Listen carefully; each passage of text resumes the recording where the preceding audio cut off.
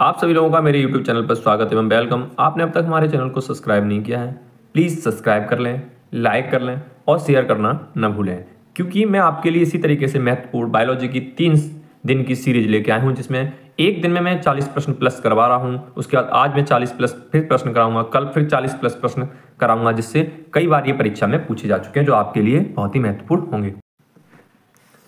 मनुष्य के लार में पाए जाने वाला एंजाइम है, आपको उसका नाम बताना है। तो उस एंजाइम का नाम है टायलिन। मानव शरीर में सबसे अधिक मात्रा में कौन सा तत्व पाया जाता है? तो ऑक्सीजन नामक जो तत्व होता है वो मनुष्य के शरीर में सबसे अधिक मात्रा में पाया जाता है। मनुष्य में क्रोमोसोम की संख्या आपको बतानी है, तो ये 46 होती है और 23 जोड़ी होती है।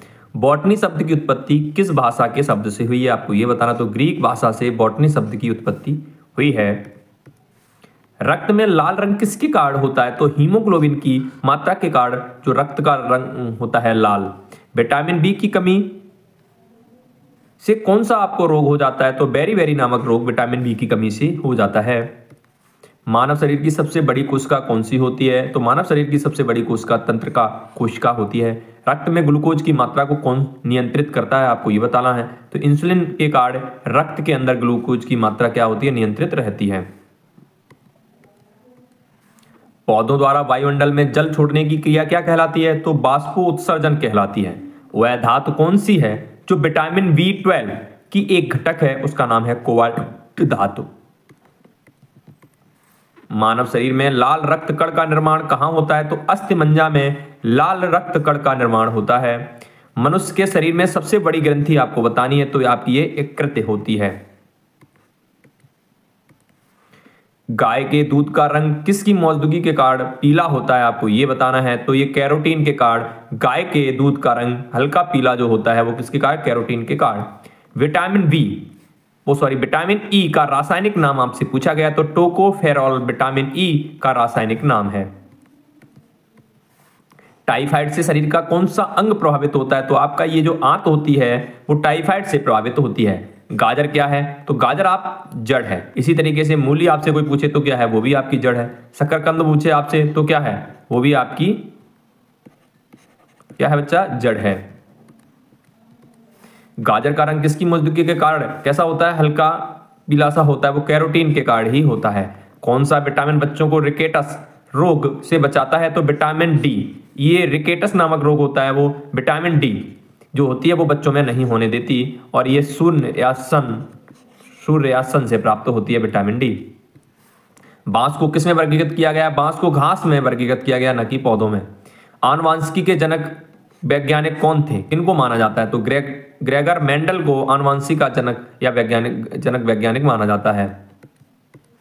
लार किसके पाचन में सहायक होती है? तो स्टार्च के पाचन में लार सहायक होती है। आनुवांशिकी उत्परिवर्तन किसमें होता है? तो क्रोमोसोम के अंदर होता है।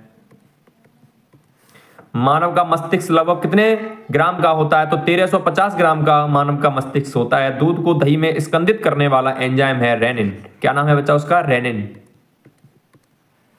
मनुष्य के शरीर की सबसे छोटी ग्रंथि आपसे पूछी गई है, तो है पिट्यूटरी। कौन सी है बच्चा? पिट्यूटरी। और सबसे बड़ी तो यकृत, आपको मैंने बता दिया। फलों का अध्ययन क्या कहलाता है? तो पोमोलॉजी फलों का अध्ययन कहलाता है। रक्त समूह की खोज किसने की थी? तो लैंडस्टीनर नामक वैज्ञानिक ने रक्त समूह की खोज की। प्रयोगशाला में सर्वप्रथम डीएनए का संश्लेषण किसने किया? तो खुराना नामक वैज्ञानिक ने प्रयोगशाला में सर्वप्रथम डीएनए का संश्लेषण किया। हल्दी में पीला रंग किसके कारण होता है? आपको यह बताना है। तो कुमीन के कारण हल्दी में पीला रंग होता है। कवकों का अध्ययन क्या कहलाता है? तो माइकोलॉजी कवकों का अध्ययन कहलाता है। दूध को दही में स्कंदित करने वाला एंजाइम तो आपको बताया अभी मैंने, रेनिन होता है। मूत्र को पीला रंग किसकी मौजूदगी के कारण होता है? तो मूत्र का रंग जो पीला होता है रंग, वो यूरोक्रोम के कारण होता है। चेचक के लिए टीके का विकास किया था एडवर्ड जेनर ने। पित्त का स्राव किस ग्रंथि से होता है? तो यकृत से होता है। मानव हृदय में कितने कोष्ठ होते हैं? तो 4 कोष्ठ होते हैं बच्चा। कितने होते हैं? 4। बायोलॉजी शब्द का प्रयोग सर्वप्रथम किसने किया? तो लैमार्क और ट्रेविरिनस ने सबसे पहले बायोलॉजी शब्द का प्रयोग किया। पौधे अपना भोजन कैसे प्राप्त करते हैं? तो प्रकाश संश्लेषण के द्वारा पौधे अपना भोजन प्राप्त करते हैं। मानव शरीर में रुधिर बैंक का कार्य कौन करता है? तो प्लीहा जो होती है वो मानव शरीर में रुधिर बैंक का कार्य करती है। पौधे हरे क्यों दिखाई देते हैं? क्लोरोफिल की उपस्थिति के कारण मानव शरीर की किस ग्रंथि को मास्टर ग्रंथि कहा जाता है? तो पीयूष ग्रंथि को मानव शरीर की मास्टर ग्रंथि कहा जाता है। कोशिका का अध्ययन क्या कहलाता है? तो साइटोलॉजी कोशिका का अध्ययन कहलाता है। एंटीबायोटिक एम्पिसिलिन प्राप्त होती है बैक्टीरिया से।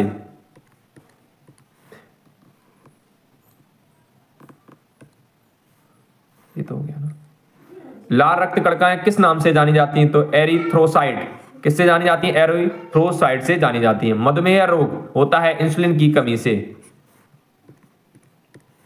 थायराइड ग्रंथि का स्थान कहां है? तो गले में होती है थायराइड ग्रंथि। कोशिका का आनुवांशिक पदार्थ डीएनए होता है। नेक्स्ट प्रश्न, मानव मस्तिष्क में बुद्धि का केंद्र क्या होता है? सेरेब्रम होता है। अगला प्रश्न है, कुत्ते के काटने से कौन सा रोग फैलता है? तो रेबीज नामक रोग कुत्ते के काटने से फैलता है। देखते हैं अगले प्रश्न, मनुष्य की लाल रक्त कणिकाओं का जीवन काल आपको बताना है। आरबीसी की इनका जीवन काल 120 दिन होता है। ऊर्जा उत्पादन के लिए कोशिका प्रायः किसका उपयोग करती है? तो ग्लूकोज का उपयोग करती है। अगला प्रश्न, निमोनिया रोग मानव शरीर के किस अंग को प्रभावित करती है? तो फेफड़ा को प्रभावित करती है। एंजाइम क्या होते हैं? एंजाइम प्रायः प्रोटीन होते हैं। कोशिका शब्द का निर्माण किसने किया? तो रॉबर्ट हुक नामक वैज्ञानिक ने कोशिका शब्द का निर्माण किया। गुणसूत्र की खोज किसने की? तो वाल्डेयर नामक वैज्ञानिक ने गुणसूत्र की खोज की।